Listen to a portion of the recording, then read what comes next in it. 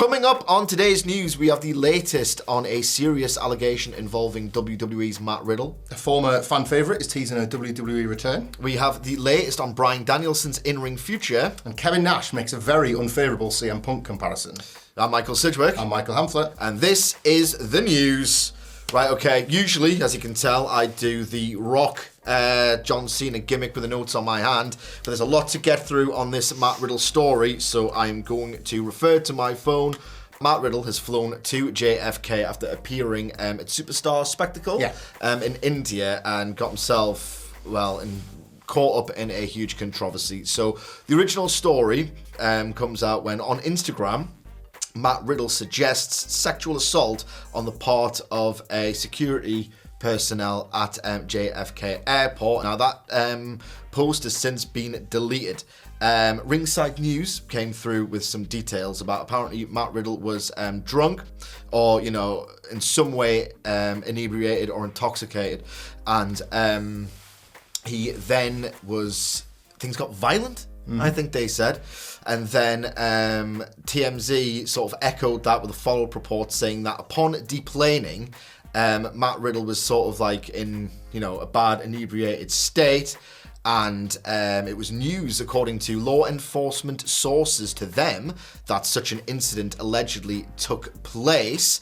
And the Port Authority were under the belief that nothing to that effect had indeed transpired. So what are your takes on this, Michael Hamflett? Well, yeah, very few at the moment until we get the full picture. We don't know the full picture yet. Obviously, there's an investigation currently taking place, I should have added. The outcome of that should be interesting. They put, I think it was in the TMZ statement that they added that they were quite surprised that there was the follow-up from Riddle. They said that all had ended smoothly between the two sides, between both Riddle and the airport security staff, the police staff there. So that coming out so soon from the Port Authority side that they believed that there was going to be nothing forthcoming, and they were quite surprised by Riddle's Instagram post. Was perhaps one of the key elements to note at the moment, as of course Riddle deleting that and then adding another one just saying he was looking forward not to come back to JFK. Yes. That one's still up, I believe. Yeah, that one's up. The other one's been deleted. I guess this could be something of nothing in the days to come, but we'll wait and see what the report says. They're really serious allegations. Yeah, it's an incredibly serious allegation. So yeah, we'll see what comes of that. Lighter news? Yes, from please. A former WWE superstar who may be trying to get his way back in. Matt Cardona basically cut a promo last night on the weather, on Brooklyn, on GCW, and indeed his life as an indie wrestler right now, as he was leaving GCW crushed up 2023. That's cool. Having lost alongside Steph Delander and Blake Christensen against Akira, Jimmy Lloyd and Masha Slamovich. He was ranting and raving about everything, not least the weather, and he said... I'm walking to my car in the rain. Look, it's effing raining. I'm hoping the car hasn't been towed. I wish you could see this. I need to go back to New York. I need to go back to WWE. Vince, call me pal, which of course is what's known as one of Vince McMahon's. It's a Vinceism, isn't it? Calling everybody pal. Look, Cardona could just be having a bit of fun with his ex-followers or the online community at large. He's kind of done really well as the deathmatch king. He kind of subverts that ex-WWE guy moving into a world that is not his, and he's done that for a couple of years now, so this could just be part of that gimmick. But there have been rumours over the last couple of years that there is two-way interest. Chelsea Green is of course currently one half of the Women's Tag Team Champions, Cardona's real life wife, so you never know with Cardona. He's always been very smart to work both sides, and this could be just a tease for his next GCW match as much as it could be his beginning of a farewell. Yeah, it's not the first time he's done this. I need to go back to New York. I'm too big for the indies. As you say, it is his literal persona, and I think I've really enjoyed Cardona's indie run. I feel like so much of the indie scene's identity was sort of taken over by AEW, and that North American indie scene no longer has this identity of its own. It's no longer the destination for great matches because trends have meant that they sort of take place every single week on television now. So I really liked his run as an interloper who did not want to be there, who was above it, his sort of I'm hardcore, well, you're not, and that kind of heat that he generated. So yeah, I've got no idea. Look, rumours persist. And I don't know how much I believe in them, that there is a hiring freeze in WWE. Clearly not. They've just signed Brian Pillman Jr. But, maybe they were not too, trigger happy to sign a load of people when everything's up in the air, re the Endeavour merger. I'll take him back. Yeah. Absolutely. A bit of star power. And what's funny now is that Cardona was he was obviously very popular in 2011. It's a long time ago now, incidentally. Very, very popular, but I believe what happened is that the rise of CM Punk and Bryan Danielson meant that, in league with absolutely horrific booking, meant that he was never like the sort of cult fan favourite after that sort of like flash in the pan run. But nowadays, LA Knight is more over than Johnny Gargano. Just to use an example, not to be cruel, it's just the way that, the WWE fan base and their sort of tastes have shifted over the last few years. So someone who's not known to be an absolute sort of world's class worker like Cardona, who's got bags of personality and ingenuity, could really probably prosper in this current WWE system. Next bit of news today is that Bryan Danielson, as he all but confirmed on Collision on Saturday, does in fact have plans to semi-retire next year. But Justin Barrasso of Sports Illustrated has come through with an update on that, saying he's not necessarily going to retire full stop, but he may return for some special attraction matches. I'm devastated. Bryan Danielson promised me that he would wrestle until he was in his 70s. And he still may yet on a part-time basis. He's a wrestler, so you can never really take these words with any kind of credibility. I'm not saying he doesn't believe what he's saying now, but, he's a wrestler. These things will change, and these things invariably do change. Is there any wrestler who stayed retired? No. Well, hardly any. It's one hand, and you can not be able to do it anymore. Yeah. Versus, I'm going to retire and maybe have a match / tour. There's a difference. I don't think anyone who's formally said they are going to retire ever really did it. Certainly not in North America that I can think of at the top of my head. Michael Hamflett, you don't have any questions lined up about his last opponents, do you? I don't. Right. Okay. No. Well, let's talk about that very, very briefly. Right. Who would you like to see him face in this? Basically, given the world, don't muck about. I don't need to see him doing sort of dark elevation adjacent matches on Dynamite / Collision. If this is the last year we get of one of the all-time greats, if not the best, how do you think his genius should be applied productively? Honestly, right, up until 24 hours ago, I would have said Zack Sabre Jr. and then dropped the graphic. That feels like a big one. We felt like we lost that match twice, somehow. Yeah. This may sound unimaginative. I want the Omega rematch. Yes, again, same. Felt robbed of that. I want to see Kenny Omega near at 100%. Yeah, because he was unbelievable in that match and he was broken. So how good would it be if they're both in better health? And if he was ever to make a return to AEW, or I guess Bryan was to possibly go back the other way, the man that told Bryan how great Lion was, Cody Rhodes. I think that's a very different proposition than what it would have been 5-10 years ago when they were both in the WWE system as sort of mid-carders trudging through the sludge. Now, this is like an all-star class between maybe the greatest wrestler of all time and a man that absolutely carries himself with the belief that he is.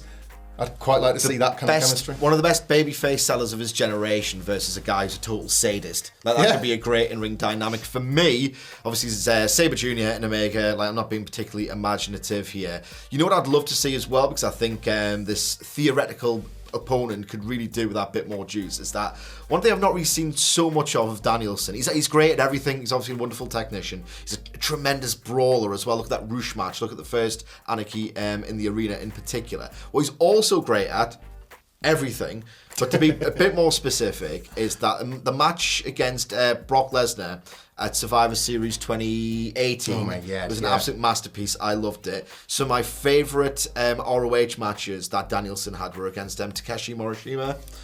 Just absolutely unbelievable. I need to see a match against an absolute hoss, because Danielson's awesome. And I'd love to see Danielson versus Powerhouse Hobbs. Oh, yeah. I think that would be absolutely incredible. What was the Miro one he had? It was almost like a flash of things to come that we never got between Yes, that was Full Gear. Yeah. That was at Full Gear. There's still meat left there. Speaking of meat, or more specifically, beef, given that sitch, there appears to still be some lingering between Kevin Nash and CM Punk. He's made a comparison less favourable than when he called him a short order cook at a Waffle House back in 2010 on his Click This podcast with Sean Oliver. Obviously, CM Punk has been the talk of, every wrestling conversation for the last few weeks. It was 2009, actually. And that was, indeed. And that was no different. It's not usually the case that I get a bit of trivia. Well, the Nash Punk thing. Yeah. Was it 2000? God, I'm so goddamn. It was in the food, wasn't it? It was, yeah. Not 2011. Oh my God. So I was a year. Forget it. Anyway, on a 2023 podcast, Nash has compared CM Punk to the Ultimate Warrior. But hold your horses, because it's maybe not some of the comparisons you would think. Quote, he says, he's already put himself on the mantle right next to the Ultimate Warrior. Go shake the ropes, buddy. You punch Luke Perry's son. Sucker punching his son, of course. You know, referring to the fight that Jungle Boy and CM Punk had at Wembley. Allegedly had. Yeah. There's, how did it go? Who knows? There's cameras on them. We want to see the footage. I will need to see that footage. Release the tapes. Yeah, look, the thing is, I think a lot of people immediately jump down the throat of Big Sexy on this one, because he's making one comparison here. The Warrior was a difficult backstage presence. Yes. That's what he's talking about. He's not talking about any other personality traits, the opinions, the politics and the belief of the Ultimate Warrior. Yes. People went for those, and I think they've maybe willfully missed a point here. If anything, Punk has espoused almost like sort of antithetical values to the Ultimate Warrior. In every other aspect, I don't think he's far wrong. Punk revealed a kinship with the Ultimate Warrior back when he was still in WWE. A text that the Warrior had sent him about keeping going, and how there were kind of things they agreed on about the way things should be done backstage, I guess. Punk's AEW runs, plural, can be compared to a couple of Warrior's shorter stints within WWE, and the kind of the tension that he created backstage. Just that untenable. This is going to end. Enjoy it while you can. Yeah. So I really enjoyed the Warriors 1996 run, but you get the idea. There are comparisons to be made in personality traits, if not all of those other things we described, that, as you say, Punk is clearly opposed to, that there's some of the beliefs that Warrior espoused. It's the Nasher making a few headlines as well from his podcast. That's what you got to do. Yeah, it's just short of grift, this one, but I don't think it's anywhere near as harsh as people seem to look for when this first came out.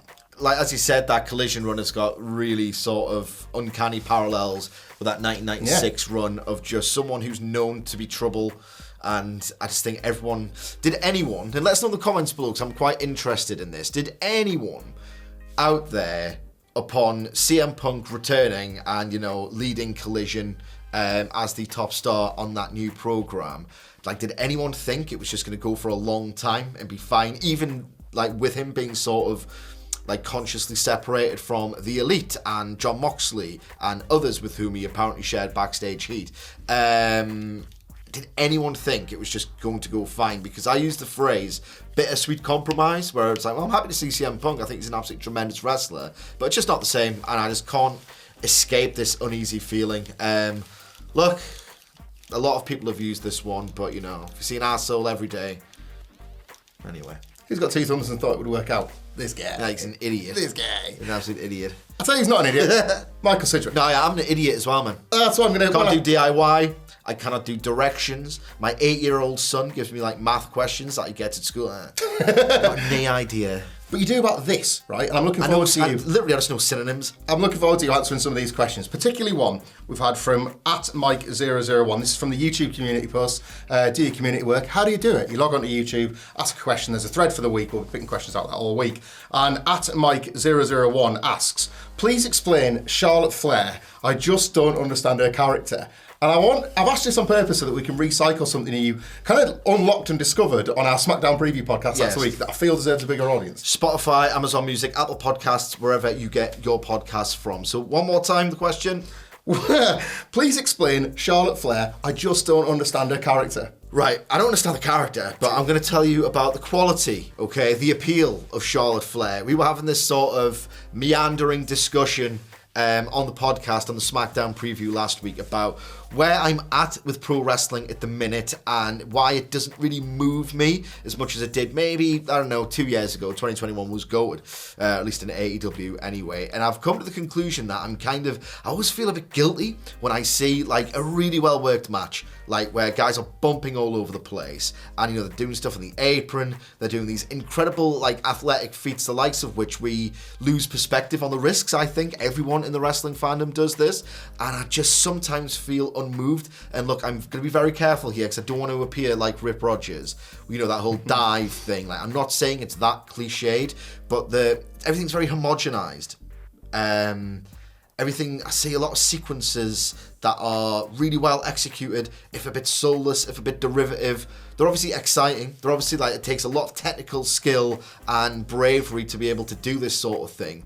But I don't know, I just think that the volume of wrestling is so high that I just get a little bit bored by the spectacular, and I struggle with that oxymoron, genuinely, and I have done for the past year or so. The appeal to me with Charlotte Flair, I don't know, the fictional character, I don't really care, is that on pay-per-view, She wrestles these incredible matches. That Rhea Ripley match with Charlotte Flair. It's one of my at WrestleMania. It's one of my matches of the year. I thought it was just absolutely incredible. Like really committed, really hard hitting. And on television, she's sometimes a bit rubbish. She will do a forward roll, taking a Hurricane Rana bump, and like do a tumble as opposed to a bump. Like she's on a concrete ring. Never mind one of these, infamous lucha rings, like an actual bit of concrete. I find that complete lack of effort endearing, because you get the best of both worlds. Like my problem with wrestling at the minute is that everything's a 7, or even an 8, and it just becomes a 5 or a 6. You get the best of both worlds. You get so bad it's good, and genuinely incredible wrestling from Charlotte Flair. Again, like I'm not being funny with WWE. I try not to bury them too much these days. I don't really get anything out of it. I don't. But the fact that they internally see that character as a babyface is genuinely one of the key reasons why I find myself alienated from that company and its value systems. So I can't tell you anything about the character, but the actual performer, like embrace the difference, embrace the extremes. Love this, because we've got another WWE question, then we're going to give you dessert at the end with an AEW one. Right? Okay. So we've got one from @JohnWarner4178, also from the YouTube community. Bit of a preview potentially of our SmackDown review podcast, coming wherever you get them later on. And John asks, is this Jimmy Uso's storyline confusing to anybody else? He saves Jay from becoming like Roman, then a week later wants back in the bloodline. What? Huh? I don't really get it either. I don't get it. I don't know if it's one of those. Is he like trying to do the I'm playing chess gimmick? Yeah. Seriously, I don't know. Yeah. Because the character seems on the surface to be all over the place. And look, one thing I'll say about this Bloodline saga, even in this sort of like the mewling death throes of it, is that they've always plotted it quite well. And they've always been a step ahead of the audience and the cynics. I was very much one of the cynics in the immediate aftermath of WrestleMania 39. I thought you've completely and utterly bollocks this up. You've NWO'd the Bloodline. You've tried to just buy yourselves a year because you know it's lucrative. You haven't made the bold decision to end something before it sort of ends on you. Everything cools. Everything cools, and they've just probably allowed it to cool and thought we can get another year out of this. So I'm hesitant to say, right? Even me, I'm hesitant to say, oh, you've completely bollocks this up and the left hand doesn't know what the right hand's doing, and you've quite literally, in this case, lost the plot. But I'm still befuddled. I'll let this play out. I will let this play out. But when I watch this, I don't feel like he's this really clever guy playing a game, and that he's outwitting Paul Heyman. I just don't really get it. You Paul, mate, you like it. You talk. Yeah, I'm not feeling great about it. You can get more in-depth thoughts on this on the SmackDown Review podcast, which we will record later today. Yeah, the character is feeling quite stupid at the moment, which is the one thing that especially when both these shows were baby faces, you couldn't really betray them. Like, you had to make them both feel like they were gradually empowered to fight back against Roman Reigns. The fact they suddenly feel quite dumb. I do think it's to get us to War Games. I feel like there'll be an Uso on each side coming together for the first time since Jay left for Raw. Yeah. And I think that's why Jimmy is trying to ingratiate himself with the Bloodline, because it feels like that's going to be a Bloodline Judgment Day mix at War Games. Yeah. So I think that's one of the goals, but I don't necessarily think that justifies weeks of television of this character going all over the place. Maybe he's lied to Jay about his motive, and now he's very clumsily trying to get himself back into the Bloodline, thus exposing himself as the hypocrite, because obviously, like, the WWE universe, oh my god, I hate that. Sorry, I've been got. I have been brainwashed. I'm really upset with myself. Don't worry about the WWE fans, I'm the only person other than Michael Cole and Corey Graves who's ever said that. I'm good. Anyway, I think he's trying to, because the Jey Uso, like the WWE fans love him, so Jimmy's going to be the heel. So if that is, I don't care. Well, you'll care about this. Final question from @JLopez03. Speaking of phrases that I never really liked, but I know you still buy this one. Jay asks, what does AEW need to do to make Adam Page the main character in the roster again? I don't know. If you look at the formation and the rise of AEW, which you can read about on Amazon by buying my book, Becoming All Elite. So are those words passionate and insightful? Because otherwise I'm just not interested. Well, they are. How many is there? 120,000. Thank God I'll be getting that tomorrow then. Yeah, absolutely.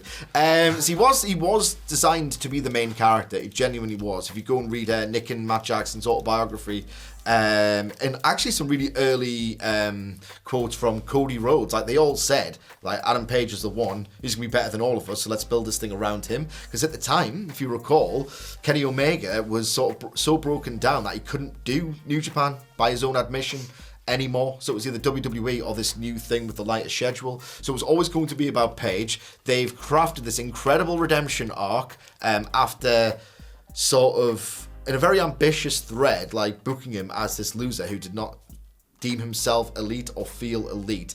And genuinely, the idea was Hangman Page finally believing that he was elite and showing the fans that he was elite was the story of All Elite Wrestling, and that was the first 2 years. And like, they're not gonna plan for like 50 years of storytelling. It was always 2 years, which was quite unprecedented by modern wrestling standards.